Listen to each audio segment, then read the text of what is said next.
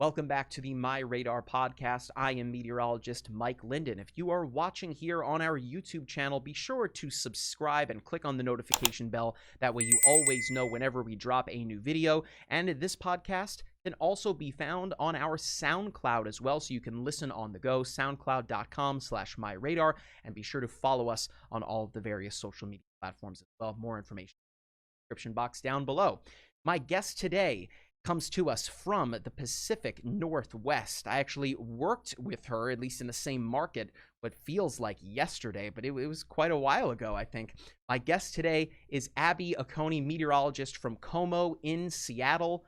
King County represent, and a native King Countier, I believe. Right, Abby? Yep. Yeah, you're spot on. Yeah. So, Seattle, Washington.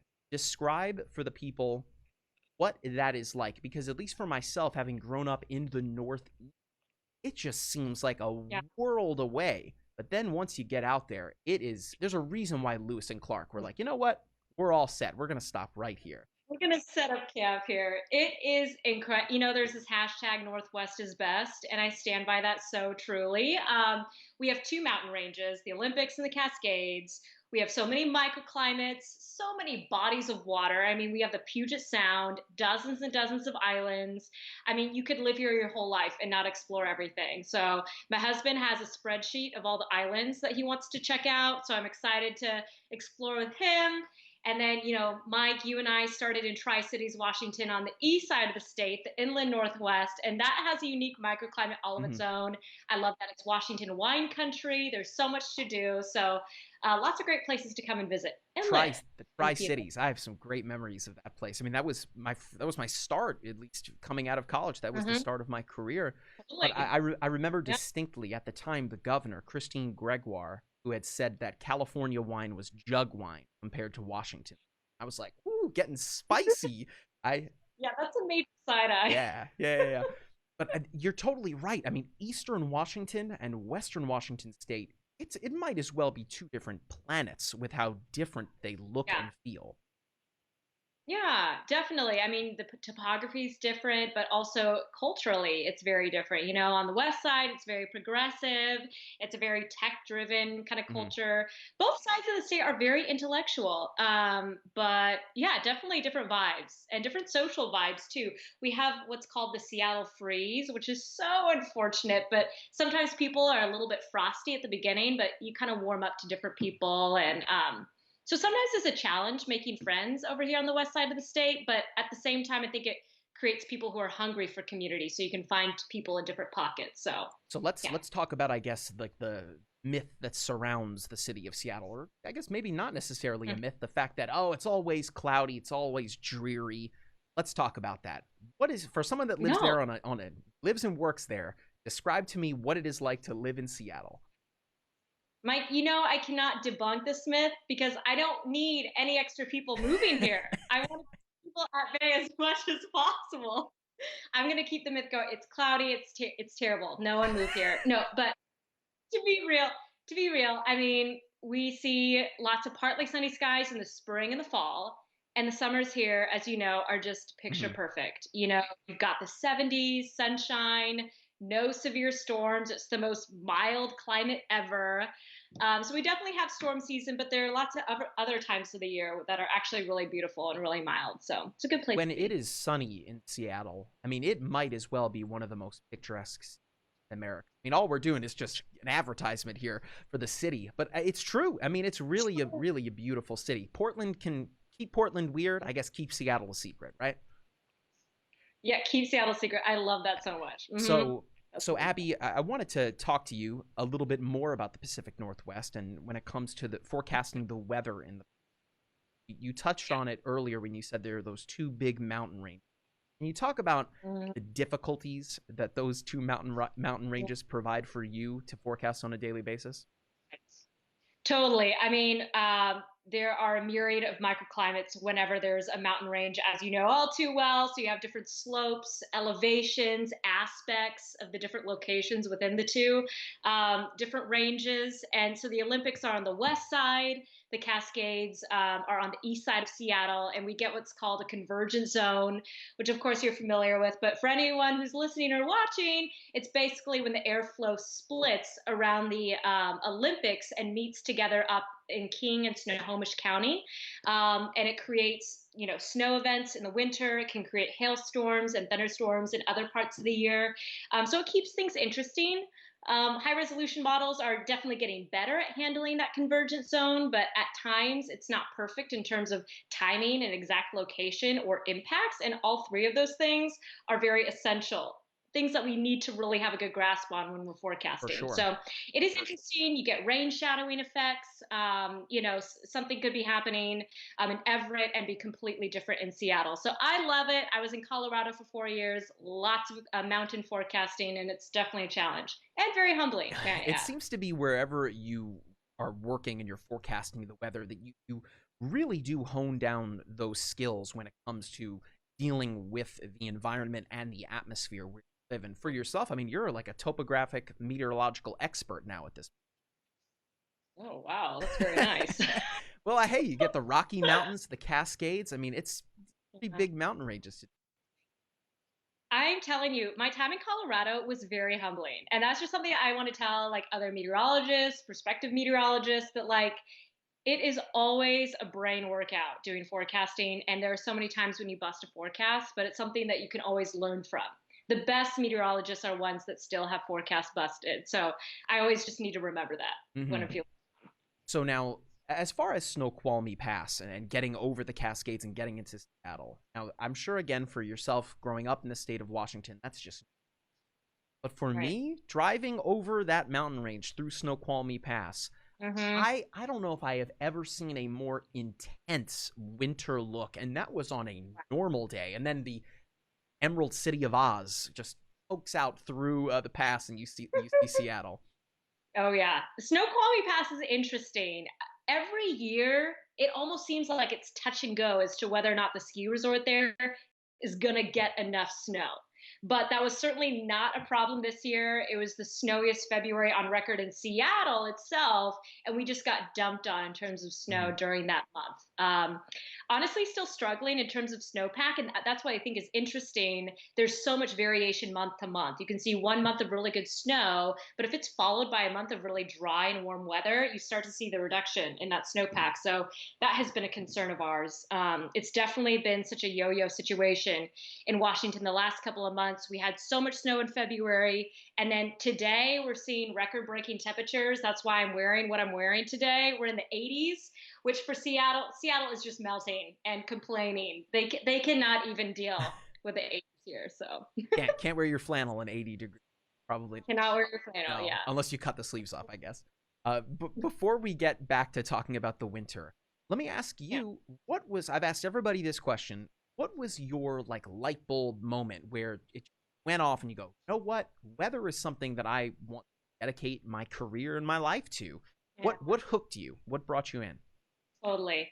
I loved the thrill of the learning curve, and it felt really satisfying. The more I learned about weather, the better I had increased self-esteem, and I just loved the feeling of grasping onto these new concepts and learning as I went. And I will say, like, it was such a gradual process of me deciding to do weather. It wasn't necessarily one moment. I kind of took each step as it came and went, okay, what are my best opportunities here? How can I use my skill sets?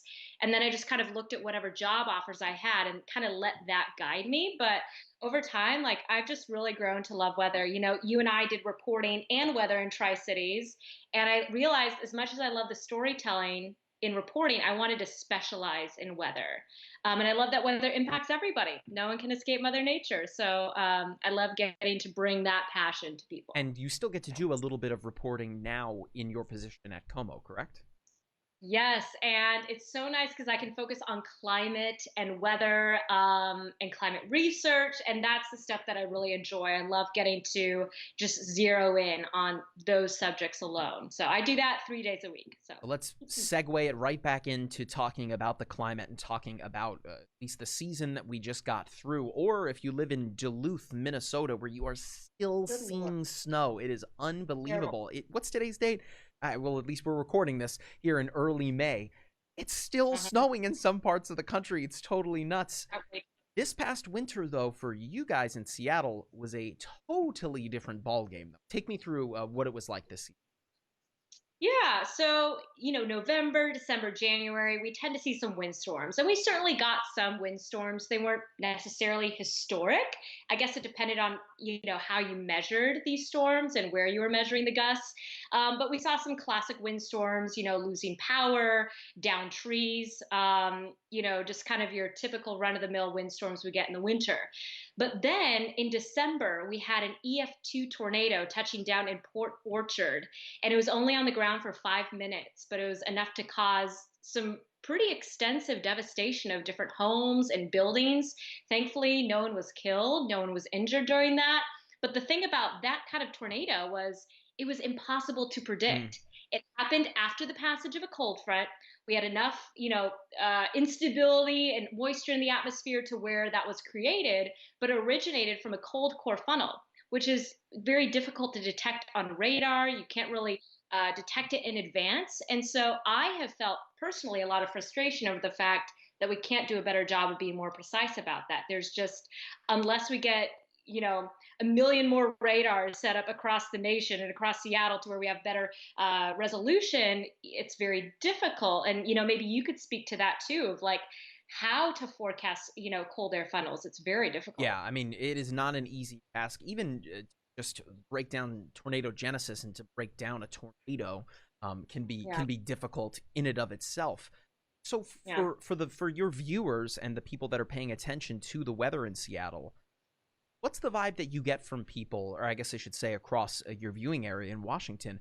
What is the do people take tornadoes somewhat seriously? I mean, do they think that it is even a possibility? There was a lot of shock and surprise. I mean, no one was prepared for it. We didn't show up in the Storm Prediction Center's convective outlook. We just didn't have all the right ingredients in Hmm. place. I mean, this was just a completely rogue, unpredictable situation. So we saw video of it. It was shocking to people. And I mean, the video and the helicopter video afterwards was just stunning. People here are not familiar with that generally if they're born and bred in Western Washington. It was really a surprise. Especially of an EF2 strength. I mean, that's no baby tornado.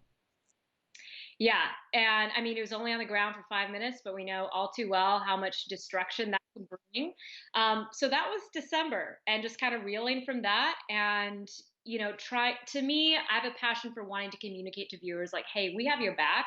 We take forecasting seriously. And like, I wish that I was able to predict this event. I couldn't. And here's why, and giving the context for why, and, how we were still able to track it once it happened. But, I want to make that distinction. It's a very different kind of Right. tornado and tornado genesis compared to what you might see on the east side of the Let's Rockies. also not forget here to mention that December, not exactly a typical month for a December. tornado to develop. Unbelievable. Yeah, it had been so long since we had seen something like that. January was nice and mild, and everyone went, "Hey, I think we're out of the woods here." Take Meanwhile, a like meteorologists look around like we're good now, right? We're good. good now. No, but all of us meteorologists were like, there's a thing called second winter.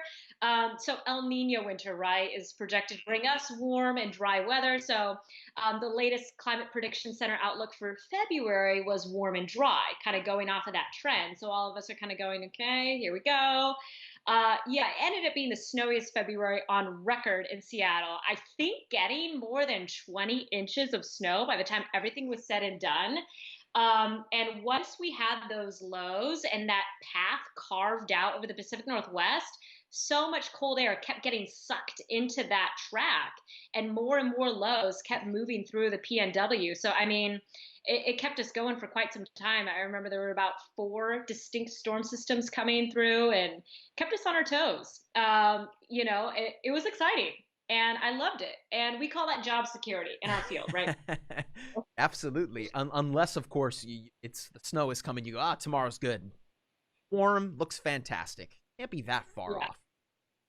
And for the most part, I think the models did a really good job of handling the snow, but there were some exceptions. You can never perfectly predict where the exact heavier bands are going to set up and where that convection is taking place, and the topography alone makes it challenging. So it definitely was difficult for me looking at some of the snow totals and being like, oh wow, this was more than what I was expecting. But I think overall the impacts were communicated well of like, hey, this will likely keep people in their homes. So whether you got 4 or 8 inches, it was kind of, it created similar impacts, I suppose. Hmm. So we're trying to be more impacts driven rather than focusing on the exact amounts. Do you feel like the people in the Pacific Northwest that reach out to you are weather, like enthusiasts of weather? I feel like there's pockets in the country where you just get some people that, I mean, they might as well be working on your staff with the Totally. amount of Yeah. weather knowledge they have, or even to the almost like an encyclopedia to say, I remember what it was like on August 14th, 1986. It was this temperature. It's nuts. Maybe it's the wine country folks out there, but I don't know. Yeah. Well, Washington seemed to be There very, very passionate. Totally. And especially if you live in an active weather, like I would understand if you live in, Texas or Oklahoma, there's so many great people who are up on their game when it comes to weather. Here we don't get that much active weather, but there's still people who are able to ask really informed questions or talk to me on Twitter about the RPM model versus the HER model. And there were a couple of these interactions where I was like really surprised, like pleasantly, like, oh my gosh, we get to debate this together. This is fantastic. So, it is, yeah, I really enjoy it, and I enjoy having those conversations because this is our training. So any opportunity to talk weather is incredible. It's very fun. Absolutely. What would you say, I guess, are the challenges for you and for meteorologists as we move now through spring and into I can't believe summer is really not far from here. Once we move Mhm, into summer, El Nino expected to kind of stick around a little bit here. What are you guys mhm. looking toward as far as the next couple months? Everyone is so concerned about the wildfires and very understandably concerned. People are worried. The last 2 Augusts, we've had crazy intense smoke. Hmm. I mean, just choking smoke, just consuming the skies and creating like this apocalyptic view where it's like everything is smoky, everything is gray, Hmm. and nobody can go outside because it's like there were all these stats like it's going outside for 30 minutes is the equivalent of smoking X number of cigarettes, just because air quality had deteriorated that much. It had a big impact on people. It wasn't just West Coast fires, it was about the smoke coming from the wildfires in BC. So people are legitimately so concerned. There are parents who are changing their kids' summer camp plans Wow. and choosing indoor camps in August, or who are not vacationing locally or are vacationing somewhere else in the country so they can escape the smoke. We are in a higher risk for seeing wildfires just based on our long term projections for above average temps, below average precipitation. So that's something I'm watching and I'm very concerned about. And I'm trying just to learn more about fire growth and fire forecasting so I can apply that. But that's something that we'll have to watch, especially going into July and Look August. at you, Yeah. always learning. I mean, that's definitely the thing to do when it comes to weather. Because as you touched on before, Yeah. Mother Nature, she always wins. So it's just a matter of trying Yep. to play catch up and trying to at least understand you can not get left. Exactly. That is the constant challenge. So, So Abby, before we wrap this up, and again, thank you so much for doing this. of What course. advice would you have for up and coming meteorologists from the Pacific Northwest, as far as Mhm. wanting to get into TV, into the digital space? Right. What would you say is your best advice with what you have learned casting at home? Oh, that is a great question. So, for people in the PNW specifically, I would say um, be get your radar apps, get your radar tools. Um, and really hone in on severe weather days elsewhere in the country. Because here we don't get as much practice dealing with severe thunderstorms and tornadoes and massive blizzards. So I would just advise all of those prospective meteorologists to do a lot of research and just to kind of put yourself mentally in the plains or in the Northeast or the Midwest and follow active weather days. Do your own forecasting, do your own verification of your forecasting, and always test out how you're growing. And then something I just say to meteorologists in general is there's always a time in your career path where you didn't know something. And so sometimes I have been so worried, like I'm asking a dumb question or something, but I have to realize the best meteorologists out there at some point didn't know what they know now. And they learned through asking the questions and, risking appearing, not smart or dumb to learn all these concepts. So that's something that I would say, like, there's always a point where we don't know something. And in order to learn something, we have to ask those questions and put ourselves out in the line. So it's all a growing process. That is great advice. I mean, as far I would add into that, I guess, like every day is practice until that one day comes, whether it's a crazy rare tornado in December or it's historic snow or it's just, that run-of-the-mill day where something just seems to happen. Having that knowledge base, as you touched on, knowledge is power. That's a very, very real statement. Yeah. Seriously, and we're always growing, we're always learning, and it's a very humbling thing, learning from your mistakes and moving forward. And one last thing, I had it in my notes here that I didn't bring. Just in doing some research before we recorded this here, I saw that you had forecasts in Spanish. I didn't know that about you at all. That you were really fluent in Spanish. At what point did you figure, you know what, maybe I should start doing some forecasts in Spanish? Because I mean, you're touching even more people that may not necessarily have the knowledge of the English language to be able to understand what's going on around them. Yeah, and I have a big passion for the Latinx and Hispanic communities. I started doing a little bit of Spanish-speaking reporting in Tri-Cities, and then I did Telemundo weather daily in Colorado Springs. And it was, talk about staying humble and having to learn. It did feel like I was risking myself, and I had imposter syndrome because Spanish is not my first language. It's my second language. You would fool me. You were so fluent of the clips that I saw. Thank you. And I had help. And it's just a matter of putting yourself out there and kind of risking it and just doing your best, and a complete fake it until you make it situation. And so, learning weather has been like learning another language, and I love learning Spanish. And I'm getting to use it here a little bit too, and doing some interviews with Univision, which is connected to KOMO. And gosh, those people are great. So minor in Spanish, major in Spanish, have an opportunity to learn that language. I thought it was a dub over. That's her talking. That is amazing. Awesome. So, well, I feel flattered. Thanks, Mike. Big props. I mean, I can only imagine in a severe weather situation, be able to jump from English to Spanish and back and forth. I mean, let's put it this way. They're calling you first before they call anybody else to come in and work. That is such an incredible skill to use. Thank you. I appreciate it. Absolutely. And Abby, is there anything else that you would like to mention that I might not necessarily have touched on? Well, I just want to say thanks so much for having me. I always love an excuse to talk about weather. I love the work that you're doing, and I'm excited to listen to the other podcasts that you've been producing. This is a neat project, so thanks for having me. Appreciate it. Thank you. We have some really interesting guests here coming up in the future weeks, but this was absolutely another awesome guest. Abby, thank you so much for doing this. Her Twitter account is right there below. You can follow her, see what she's up to in the Pacific Northwest. And maybe once the Seahawks come back next season, maybe they'll do a little better. Oh, we hope. Those Seattle Seahawks, they are nuts. Let's bring a basketball team back to Seattle. It's about time. Oh, we need that. People here would go nuts. Yes. Thank you so much again, Abby. And for those of you watching, again, please subscribe to the YouTube channel if you haven't already. If you're listening on SoundCloud, give us a follow. We'll catch you next time.